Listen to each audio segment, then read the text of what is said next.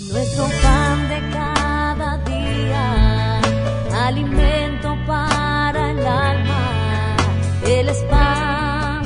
Sigue disfrutando de nuestro contenido en nuestro canal Pan de Vida Eterna.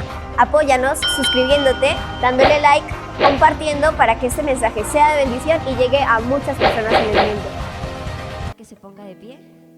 Vamos a empezar con nuestra adoración, abriendo nuestros labios y diciéndole que Él es el dueño de nuestra vida, de nuestro presente y nuestro futuro, porque Él es el que nos rescató de ese lugar de tinieblas, de oscuridad, y nos llamó a su luz admirable. Yo le invito a que empiece a entrar en la presencia de Dios y que no nos separemos de ella. Empieza a hablar con el Padre, con un Padre amoroso, misericordioso. Estamos aquí, Señor, delante de ti para decirte que queremos levantarnos. Levanta tu voz y dile: y en lo que harás en mí, yo creo en ti, Jesús. Y en lo que harás en mí,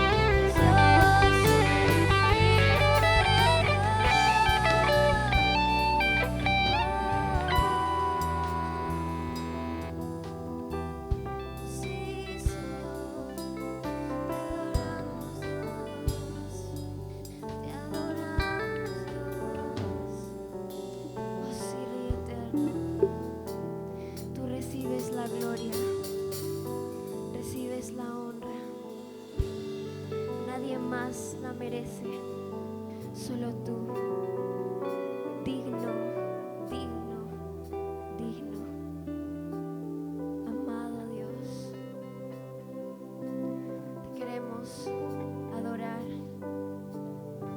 hasta el final y luego por la eternidad contigo,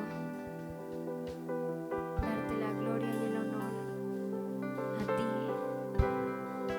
Oh sí, Dios. Oh sí, eterno. Dale un fuerte aplauso al que vive y reina por los siglos de los siglos. Aleluya. Aleluya. Amén. Bueno, bienvenidos de nuevo los que llegaron. Bienvenidos a los niños. Espero que hayan venido con una disposición, con alegría y gozo, a pesar de las dificultades, de los problemas, de lo que pueda venir, porque tenemos un Dios poderoso. Amén, tenemos un Dios poderoso y lo creemos, lo confirmamos y lo vamos a vivir. Amén. ¿Cuántos están gozosos de estar en la casa de Dios? Aleluya, estamos alegres y por eso vamos a cantarle. Amén. Vamos con las palmas.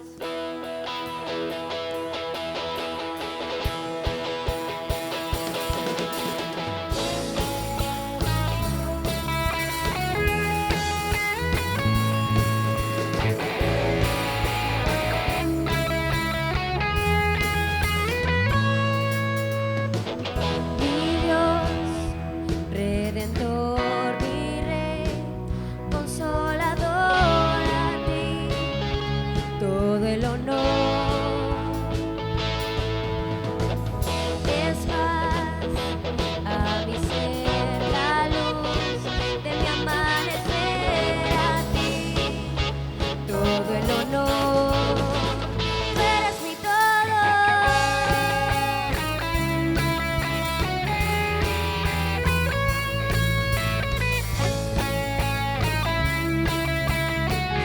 Vamos a... Tú eres mi todo.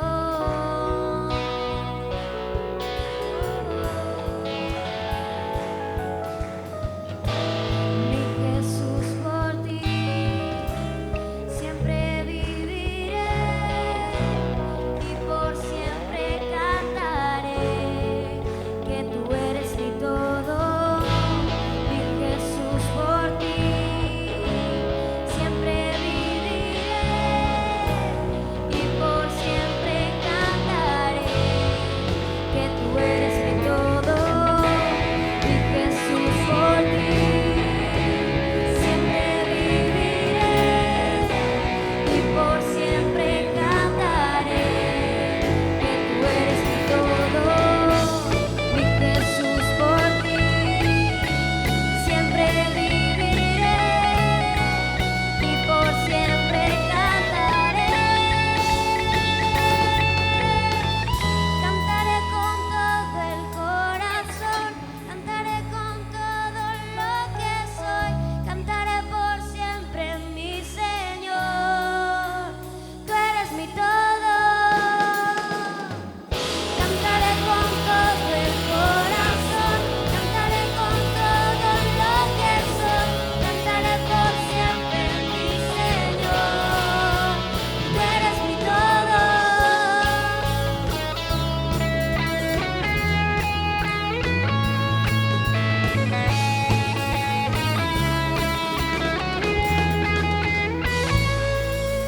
Amén. Gloria a Dios. Aleluya. Aleluya.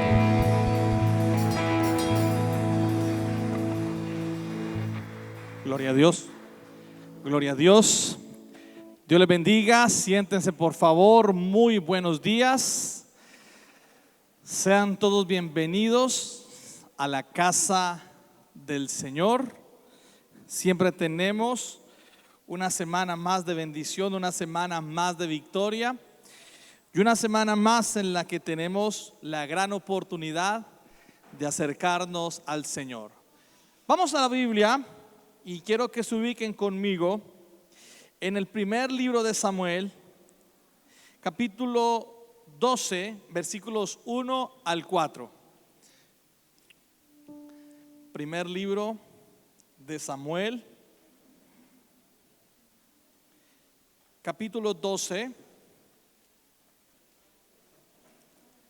versículos 1 al 4. Allí dice como título: Discurso de Samuel al pueblo. Repito el texto, primer libro de Samuel, capítulo 12, versículos 1 al 4. Estas palabras que usted va a escuchar a continuación deberían replicarse en sus labios y en los míos, porque son palabras que denotan una fuerte comunión con Dios, un testimonio como representante de Dios, que era Samuel, así somos nosotros también, pero sobre todo la evidencia de una intervención permanente de Dios en esta vida. ¿Dicen amén? Repito el texto, primer libro de Samuel, capítulo 12, versículos 1 al 4. Dice la Biblia: dijo Samuel a todo Israel: he aquí, yo he oído vuestra voz en todo cuanto me habéis dicho, y os he puesto rey. Ahora pues, he aquí vuestro rey va delante de vosotros. Yo soy ya viejo y lleno de canas, pero mis hijos están con vosotros, y yo he andado delante de vosotros desde mi juventud hasta este día. Aquí estoy, atestiguad contra mí delante de Jehová y delante de su ungido, si he tomado el buey de alguno, si he tomado el asno de alguno, si he calumniado a alguien, si he agraviado a alguno, o si de alguien he tomado cohecho para cegar mis ojos con él, y os lo restituiré. Entonces dijeron todo el pueblo casi una sola voz: nunca nos has calumniado, ni agraviado, ni has tomado algo de mano de ningún hombre. Amén. Usted pudiera decir, hermanos, en estos tiempos que la familia se reúne, y usted pudiera decirle a su familia completa: venga, primos, tíos, abuelos, hijos, sobrinos, si en algo he faltado, si en algo he calumniado, si en algo he quitado algo que no me pertenece, alguien puede decirlo y se lo voy a restituir. O pudiera usted en su empresa, después de años de trabajo, o en el colegio después de años de estudio en la universidad, usted decirle a sus compañeros: si a alguien le he fallado, si a alguien le he quitado algo, si de alguien he hablado mal, dígalo y lo voy a restituir. Estas palabras son unas palabras que denotan integridad y testimonio en la vida de Samuel. Quiero, a manera de reseña, hablar un poco acerca del ministerio de Samuel. Era un ministerio triple, porque Samuel sirvió al pueblo de Israel como juez, pero también sirvió como sacerdote en el oficio sacerdotal de su nación, y también se puede distinguir como profeta. Pocas personas tienen ministerios tan relevantes. De hecho, en la palabra encontramos a dos más: a Jesús y a Moisés, con un ministerio influyente, con un ministerio determinante, pero sobre todo un ministerio de rectitud. Un ministerio que fue establecido por Dios para transformar una generación. Y el mensaje de hoy lo he titulado: rescatando a una generación. Cuando veo en la iglesia presencia de jóvenes, presencia de niños, yo lo doy gracias a Dios, porque estamos trabajando en la formación de las siguientes generaciones. Pero cuando veo esos jóvenes y niños perdidos en la calle sin rumbo, creo que hay un desafío en nosotros de rescatar a esa generación que se está perdiendo. De hecho, la Biblia nos habla de transiciones generacionales. La Biblia nos habla de un Moisés y un Josué. La Biblia nos habla de un Elías y un Eliseo. También nos habla la Biblia de un Abraham, Isaac y Jacob. La Biblia nos habla de un Jesús y de 12 discípulos. Mire cómo la Biblia nos habla de esas transiciones generacionales, y la Biblia nos ofrece estos relatos o estos acontecimientos para que entendamos dichas transiciones, pero también para que aprendamos a no cometer los mismos errores. Porque hay un dicho muy cierto que dice que el que no conoce la historia estará obligado a repetirla. Mi padre falleció hace 20 años, 21 años, 22 años, ya se me olvidó hace cuántos años.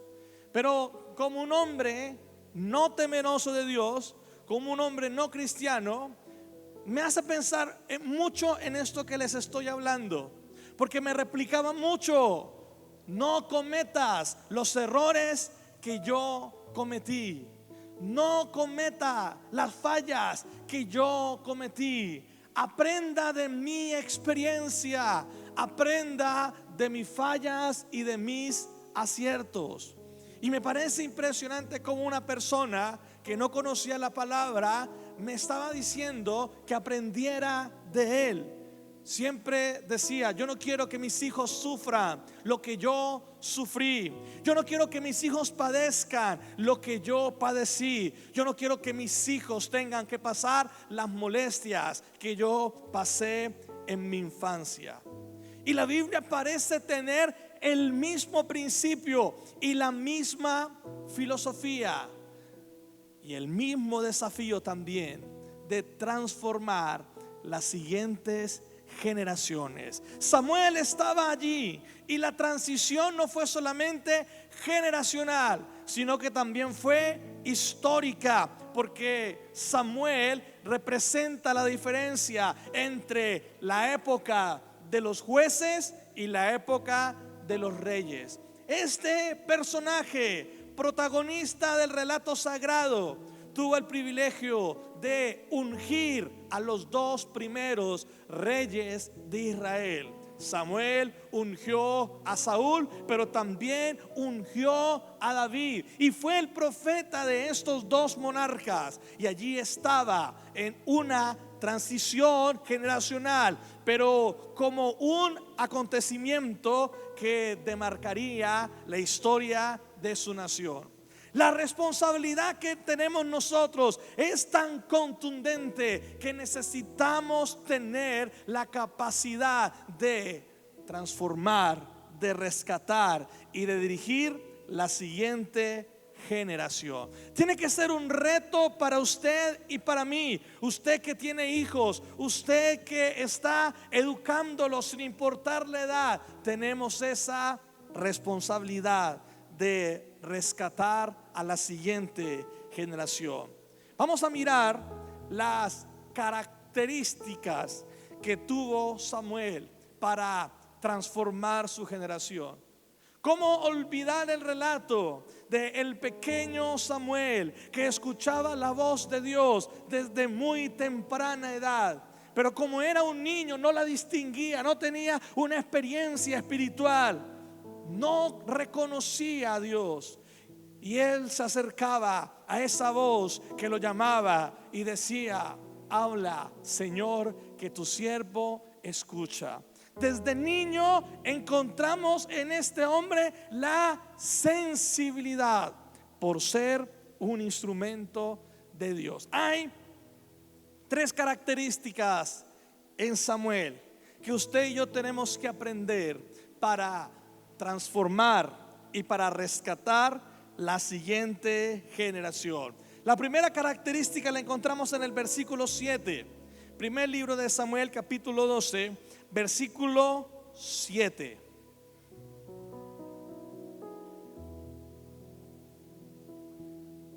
Y este capítulo es muy interesante porque, como muchos capítulos de la Biblia, nos presentan una reseña, o si quiere llamarlo, un resumen de la historia sagrada. Primer libro de Samuel, capítulo 12, versículo 7. Ahora pues, aguardad y contenderé con vosotros delante de Jehová acerca de todos los hechos de salvación que Jehová ha hecho con vosotros y con vuestros padres. ¿Y hasta dónde se remonta? Según el versículo 8, cuando Jacob hubo entrado en Egipto y vuestros padres clamaron a Jehová, Jehová envió a Moisés y a Aarón, los cuales sacaron a vuestros padres de Egipto e hicieron habitar en este lugar. La primera característica que yo encuentro en Samuel es que él tenía un conocimiento pleno de las Escrituras. Tenía un conocimiento pleno de las Escrituras. No podemos rescatar a la siguiente generación si no conocemos el instrumento por medio del cual les podemos rescatar. No podemos, hermanos, pretender influenciarlos si no conocemos la palabra del Señor. Tenemos que conocer la historia sagrada. Tenemos que tener el conocimiento de lo que Dios ha hecho con el hombre. Una de las noticias más impresionantes y relevantes de esta semana es que hallaron el palacio de Herodes. ¿Sí vieron la noticia? La arqueología en sus estudios halló el palacio de Herodes. Estaba enterrado en una montaña y han pasado casi 50 años de excavaciones y encontraron los palacios, el palacio, los tesoros del rey Herodes. Cuando vi esa noticia, le dije a mi familia con una risa jocosa: para que sigan diciendo que lo que está en la Biblia no es cierto, para que sigan negando que lo que dice la santa palabra del Señor ha demarcado la historia de la humanidad. Y el periodista que estaba anunciando la noticia estaba diciendo casi que obligadamente: Herodes, el monarca que estuvo en el tiempo de Jesús. Lo que evidencia que lo que está escrito aquí es la verdad absoluta. No es un cuento de hadas, no es una historia asombrosa. Ocurrió, y si no se puede negar la existencia de un rey Herodes, tampoco se puede negar la existencia de nuestro Señor, de nuestro Salvador y de nuestro Redentor Jesucristo. Gloria a Dios. ¿Cómo conocemos la palabra? Estudiándola. ¿Cómo conocemos la palabra? Atendiéndola, obedeciéndola.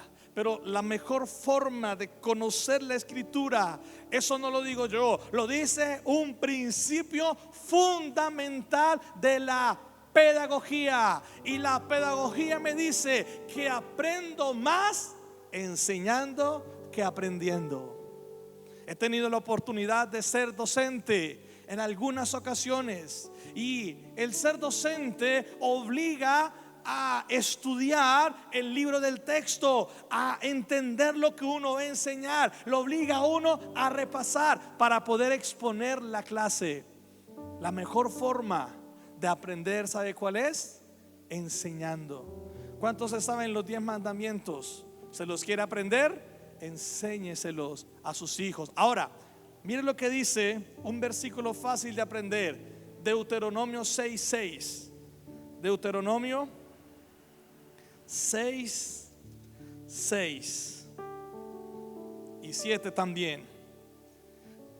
Y estas palabras que yo te mando hoy estarán sobre tu corazón. Y el versículo 7 dice: y las repetirás. ¿Qué dice? Las repetirás a tus hijos y hablarás de ellas estando en tu casa, andando por el camino y al acostarte y cuando te levantes. ¿Usted quiere aprender la palabra? Enséñela. ¿A quién se la va a enseñar? A la siguiente generación. Que cuando sus hijos crezcan, ellos tengan en su memoria el recuerdo de un papá o de una mamá que en la noche o en la mañana los llamaba para atender lo que dice la palabra del Señor. Miren, hermanos, que a nosotros nos pasa el síndrome secular de la educación. Le dejamos la educación de nuestros hijos al colegio. ¿Usted sabe qué les están enseñando en el colegio? Y cuando hablamos de formación espiritual, le dejamos la formación espiritual de nuestros hijos ¿a quién? A la iglesia. No, ya le enseñan, en la iglesia le enseñan. En la iglesia la maestra de escuela dominical prepara una clase y se las enseña. Allá ellos aprenderán. Pues no, mis hermanos, es una herramienta, pero la formación tiene que ser en casa. La formación tiene que ser en casa. Y nosotros tenemos que volver la palabra del Señor la protagonista de nuestros hogares y de nuestras familias. Si queremos transformar y rescatar una generación, debe ser con principios de la palabra. Porque muchos están queriendo acabar con esos principios. Muchos están pretendiendo, mis hermanos, avergonzar estos principios. Y están hablando de ideologías y de filosofías que contradicen la palabra del Señor. Pero qué lindo, hermanos, cuando la misma palabra del Señor es de manera contundente afirmada por la misma ciencia. Es impresionante, hermanos. Yo quedé anonadado viendo las imágenes del palacio de Herodes. Herodes existió, ¿cierto? Ajá. Lo que dice la Biblia, hermanos, es la palabra del Señor. Lo que dice la Biblia tiene que ser importante para usted. Antes de escuchar lo que digan los demás, usted tiene que aprender a escuchar lo que dice Dios. Hace 8 días les hablaba de aprender a escuchar la voz de Dios. Y la primera herramienta que Dios usa para hablarnos es su palabra. Y atención a la definición que usted y yo tenemos como Biblia. La Biblia no es un libro que nos habla de Dios. Porque si usted tiene ese concepto, usted está subvalorando la escritura. La Biblia no es un libro que nos habla de Dios. La Biblia es Dios mismo hablándonos a través de este libro. ¿Y cuál es la diferencia? Mucha. Porque si es un libro que habla de Dios, yo le aseguro que hay muchos otros libros que hablan de Dios. Y algunos de ellos hasta hablan mal de Dios. La Biblia es Dios hablándome. El verbo se hizo carne. Dios está hablándome, redarguyéndome, ministrándome, enseñándome, guiándome. Allí la Biblia tiene que tener el primer lugar en su vida y en mi vida. Tenemos que memorizar la Biblia. Tenemos que memorizar la escritura. Tenemos que aprenderla. Ese es el primer paso para transformar una generación. Y Dios nos enseña a guiar una generación en esa palabra. Lo segundo, primer libro de Samuel, capítulo 12. Y en esta ocasión vamos a leer los versículos 24 y 25.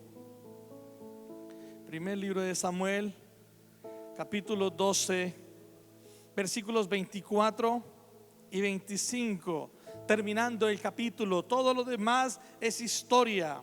Y dice el versículo 24: solamente temed a Jehová y servidle de verdad con todo vuestro corazón, pues considerad cuán grandes cosas ha hecho por vosotros.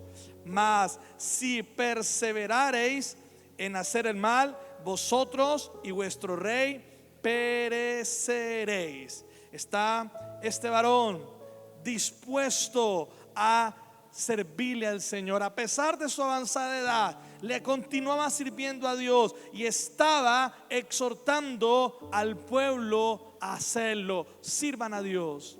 Sirvan a Dios. Es la mejor forma en la que ustedes pueden invertir sus vidas. Sírvanle a Dios. Y lo está diciendo alguien que tiene conocimiento de causa. Está hablando alguien con un ministerio influyente. Él sabe por qué lo está diciendo. Disposición. Mi papá, ya les hablé bien de mi papá, ¿cierto? Ahora le voy a hablar mal de mi papá. Mi papá decía, y echaba cualquier cantidad de groserías y decía: no sea grosero. Decía groserías y nos decía que no fuéramos groseros. Y yo decía: pero ¿cómo me dice a mí que no sea grosero si él dice 8 groserías por minuto? Un día se las conté. ¿Cómo me dice a mí que no diga palabrotas si él las está diciendo? Si Samuel nos está diciendo que le sirvamos a Dios, es porque él duró toda la vida sirviéndole a Dios. Amén. Estamos hablando de un patriota, de un hombre que amaba su nación y que le está diciendo: el mejor camino que puede escoger esta nación es la de servirle al Señor. Y seguía comprometiéndose. Miren lo que dice el versículo 23, un versículo atrás: así que lejos está de mí que peque yo contra Jehová, cesando de rogar por vosotros, antes os instruiré en el camino bueno y recto. Está diciendo: seguiré orando por ustedes.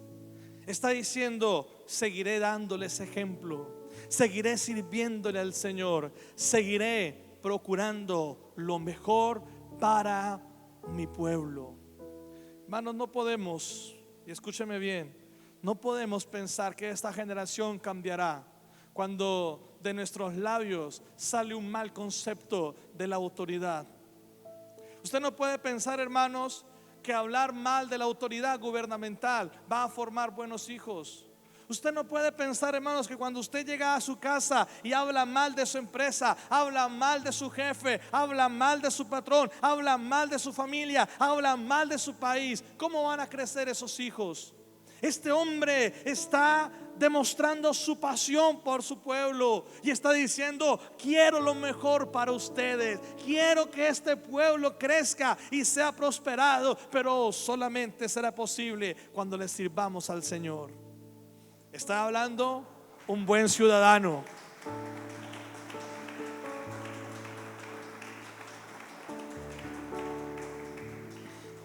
Hermanos, no podemos pretender que nuestros hijos obedezcan si nosotros no somos obedientes. No podemos pretender, hermanos, que esta generación sea transformada si primero no hemos sido transformados nosotros. Recuerden lo que hablamos hace 15 días acerca de lo que contamina. No contamina lo que está afuera, contamina lo que está adentro. Y a veces el peor enemigo de la casa, ¿quién es? Los de la misma casa. No, yo tengo que convertirme en aliado. Tengo que convertirme en aliado. Ay, pastor, pero es que no podemos negar la cruda realidad de nuestra nación. No podemos negar lo fatal que está la situación. Sí, no podemos negarlo, es cierto. Pero ¿cuál es nuestra responsabilidad como cristianos? ¿No es mejor la actitud de unos padres que oran por su iglesia? ¿No es mejor la actitud de unos padres que oran por su nación? ¿No es mejor la actitud de unos padres que oran por su gobierno? Nosotros no podemos jugar a hablar mal de un gobierno, hermanos. No, nosotros tenemos que respaldar, orar por nuestros gobernantes. Pastor, pero es que me caen mal, me caen gordos, son unos sinvergüenzas. Es posible, mis hermanos, pero ellos crecerán respetando a una autoridad. Pero escúchenme bien, porque parecerá un trabalenguas. Respetarán a una autoridad que respeta a la autoridad. ¿Me hago entender? ¿Sí? ¿Sí lo dije bien? Ellos crecerán, hermanos. No podemos igualarnos a aquellos que están censurando. No podemos, hermanos, igualarnos. Es mejor lo que no se dice.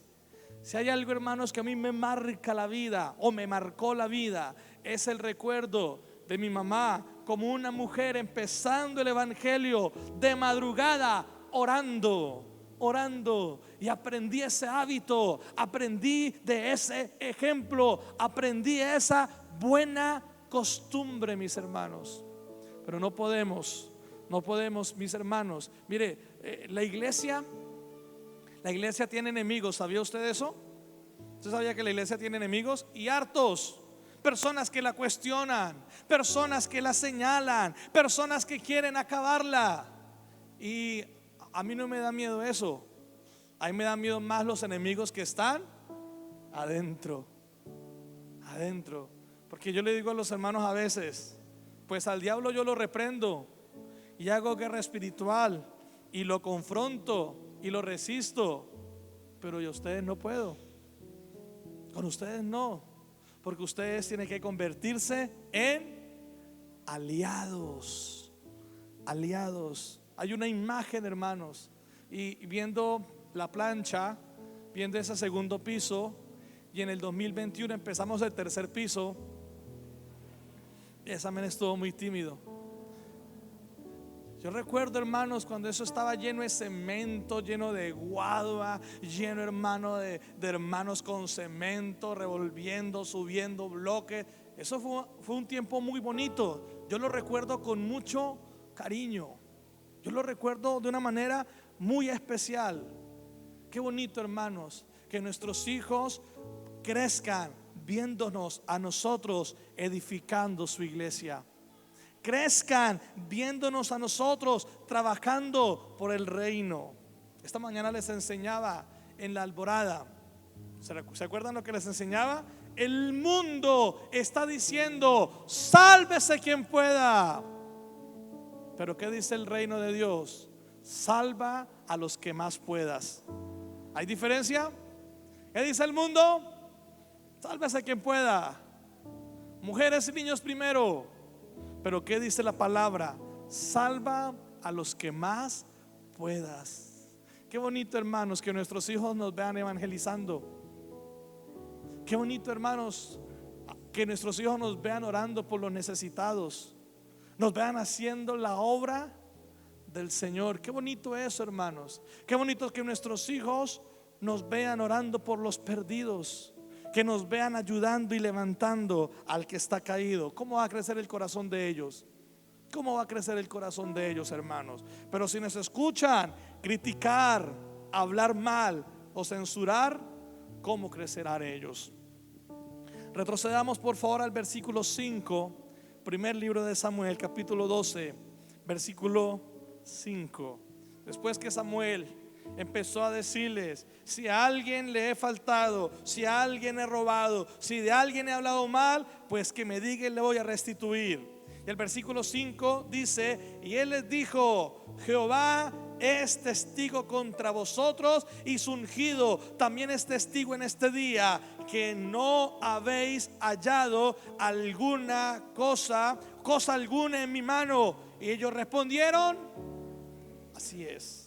Lo tercero, mis hermanos, es un testimonio intachable, un testimonio recto, un testimonio de bendición. Si algo necesita esta generación, es cristianos de buenos testimonios, hermano. Si algo necesita esta generación, es cristianos que den ejemplo de moralidad, ejemplo de verdad, ejemplo de integridad. Si algo necesita este mundo, mis hermanos, es cristianos así. ¿Sabe que a la gente le gusta y celebra cuando un cristiano falla? La gente celebra cuando un ministro cae. Ah, sí, ve, todos son así. Ah, vea, dice que en culto aplaudiendo, pero mírelo cómo se comporta. Mírelo engañando a su esposa, mírala engañando a su esposo, mírala tomando lo que no es suyo. O sea, algo que celebra el mundo es ver a un cristiano que se porta mal. Pero hermanos, ¿qué tal si les callamos la boca portándonos bien?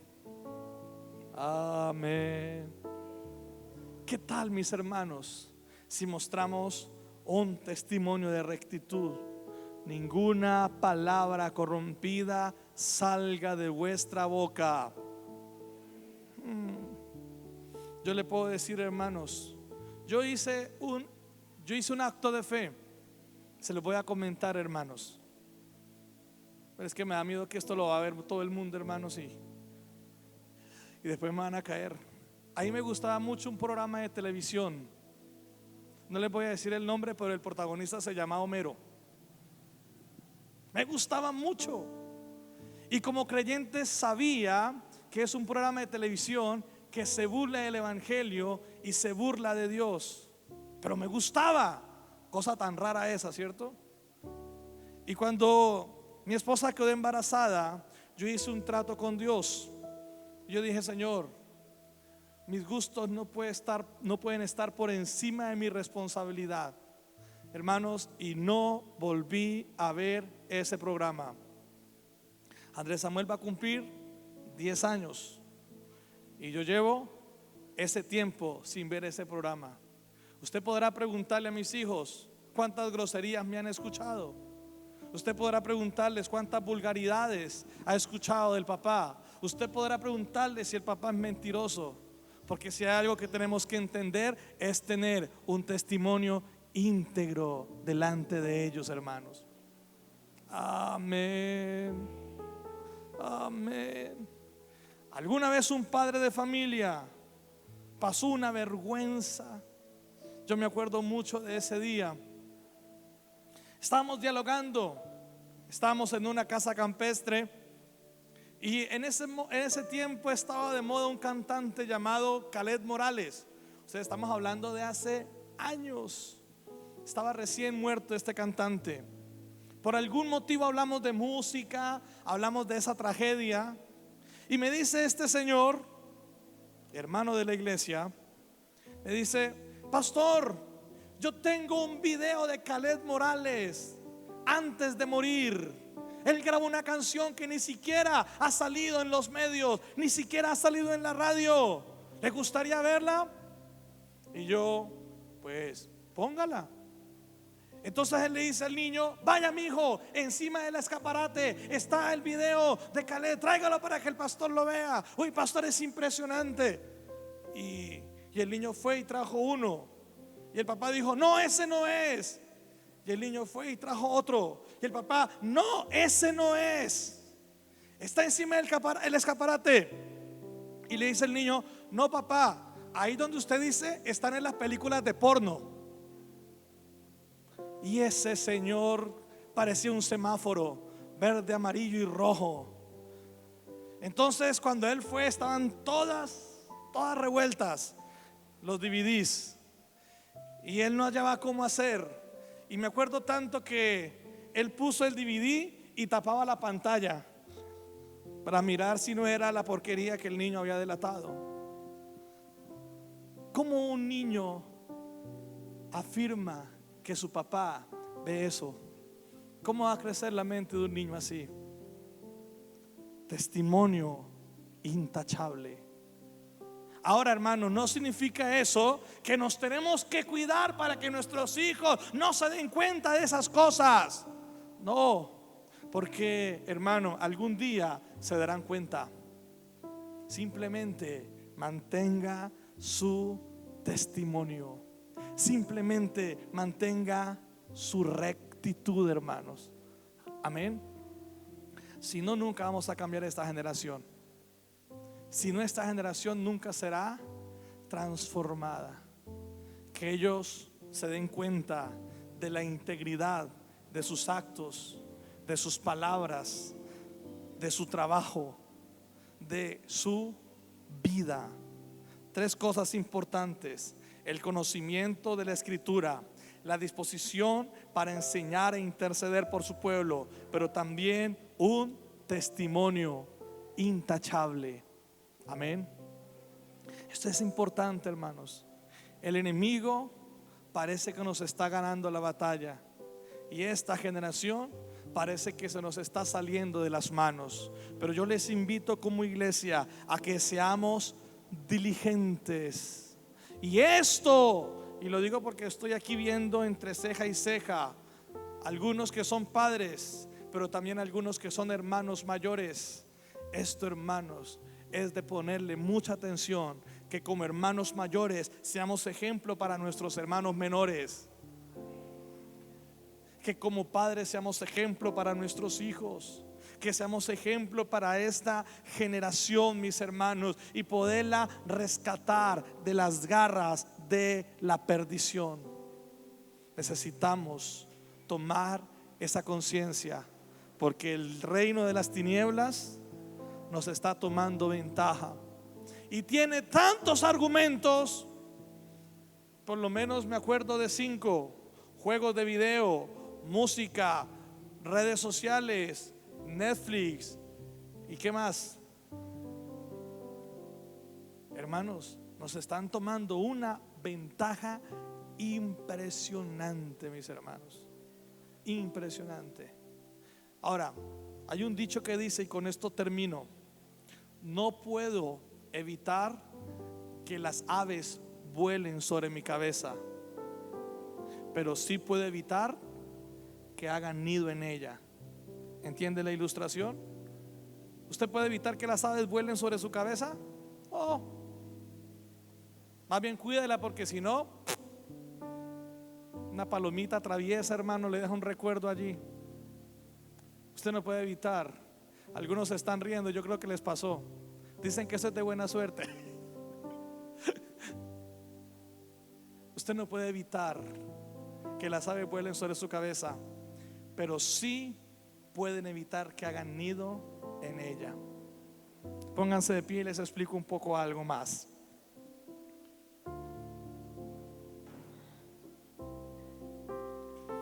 Este versículo de Deuteronomio es tan impresionante, mis hermanos. Es tan desafiante para la iglesia. Todo el tiempo nuestros hijos están en contacto con la maldad. Y usted no puede decir en su casa: les prohíbo ver televisión, porque cuando vayan donde el tío, donde la tía, donde el amigo, allá van a ver. Usted no puede decirles: no me usan más esas redes sociales. No, porque pueden tenerle escondidas. ¿Sí? Un niño de menos de 14 años en Facebook, aparte de ser un delito, es pecado.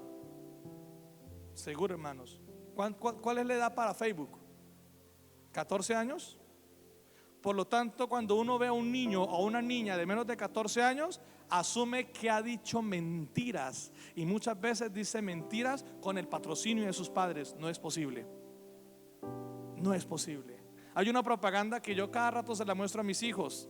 Es una propaganda fantasiosa, pero es propaganda, donde unos padres de familia llevan a su niño y preguntan por una tablet, y le dice el vendedor: sí, claro, con mucho gusto. ¿Qué edad tiene el niño? Y le dicen los papás: tiene 5 años. Ah, bueno, vuelva dentro de 7 años, porque la tablet es para mayores de 12 años. Por eso digo que es una fantasía. Seguramente un vendedor va a decir eso, pero es la edad para que un niño empiece a tener tecnología. 12 años. Redes sociales, 14 años. Ojo con el TikTok, porque TikTok, hermano, está haciendo estragos. Es ilegal, y mucho más ilegal cuando un niño tiene TikTok. Mi hijo tenía esa fiebre por TikTok. Papá, yo quiero tener TikTok. Papá, yo quiero tener TikTok. No, no y no. Gracias a Dios salió la noticia por televisión. Mire, venga, mira la noticia, papito. Venga, mira la noticia. Están manipulando los datos personales de las personas. Sonó raro, ¿cierto? Escúchame bien, hermanos. Tenemos que aprender a medir eso. Entonces, como están en un mundo